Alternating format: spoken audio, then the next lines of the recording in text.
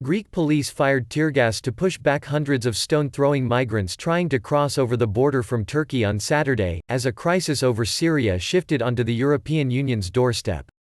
Greece, which has tense relations with Turkey at the best of times, accused Ankara of sending the migrants to the border post in an organized onslaught and said it would keep them out. The crisis is the first major policy test for Greek Prime Minister Kyriakos Mitsotakis, who was elected in July and promised a tougher stance on immigration. Turkey said on Thursday it will no longer contain hundreds of thousands of asylum seekers after an airstrike on war-ravaged Idlib in neighboring Syria killed 33 Turkish soldiers. Almost immediately, convoys of people appeared heading towards the land and sea borders of Greece, which was a primary gateway for hundreds of thousands of asylum seekers into Europe in 2015 and 2016. The migrants, didn't come here on their own. They are being sent away and being used by our neighbor, Turkey, Greek Public Order Minister Makalis Chrysohoidis told reporters. Greece yesterday faced an organized, mass and illegal attempt to violate its borders and it withstood this attempt, government spokesman Stelios Petsis told reporters, referring to the buildup of migrants which started on Friday. On the other side of the fence, Turkey hit back at the Greek accusations. "Look who's lecturing us on international law. They're shamelessly throwing tear gas bombs on thousands of innocents piled at their gates," Turkish Foreign Minister Mevlut Cavusoglu tweeted, along with pictures of hundreds sitting outside the Greek border post.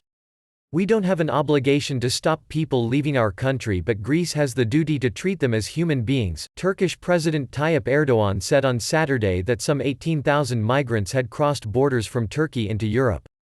Speaking in Istanbul, he did not immediately provide evidence for the number, but said it would rise. Bulgaria, which also shares a border with Turkey, said it had seen no migrant inflows. "There is nothing different on our border from what we have seen a year, or 2 or 3 years ago," Prime Minister Poyko Borisov told reporters.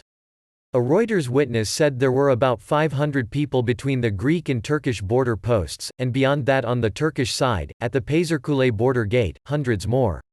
Overnight, demonstrators hurled flaming pieces of wood at police. Amateur footage filmed by a policeman on the scene, which was seen by Reuters, showed. Police fired tear gas to keep people back. An estimated 3,000 people had gathered on the Turkish side of the border at Kastanis, a Greek government official said. Kastanis is just over 900 kilometers (550 miles) northeast of Athens.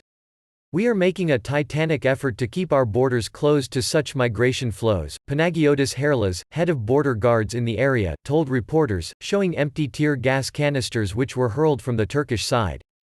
They had Turkish writing on them.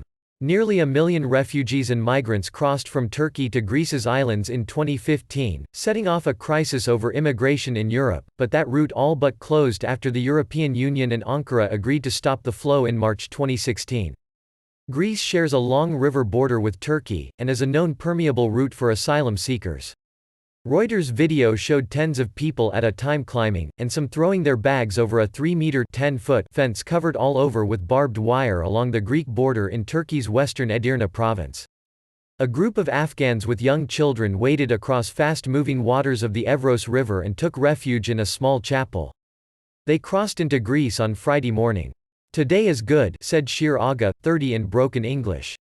Before, Erdoğan people, police problem, he said. Their shoes were caked in mud. It had rained heavily the night before, and by early morning, temperatures were close to freezing.